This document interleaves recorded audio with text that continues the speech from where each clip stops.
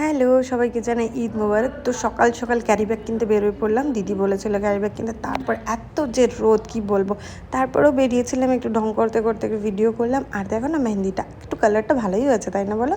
কালকে রাতেই লাগিয়েছিলাম। তারপর চলে গেলাম দিদির বাড়িতে।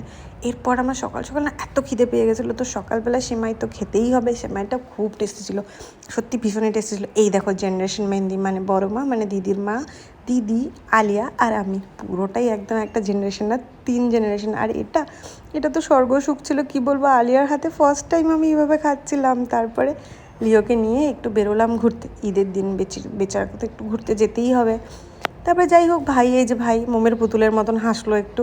তারপরে আমরা একটু গরমের মধ্যে বেরোলাম। সত্যি গরমের মধ্যে গাড়ি থেকে বেরোতেই পারছিলাম না, এতটা গরম ছিল।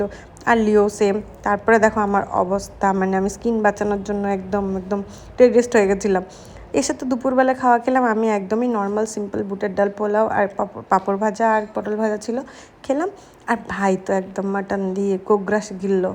ভালোই লাগছিলো হয়তো খেতে ওর। তারপর ওরা দুজন মিলে, মানে ভাগ্নি আর মামা, মানে নিকি আর আমার ভাই দুজন মিলে নিচে শুয়ে শুয়ে একটু রেস্ট নিচ্ছিল।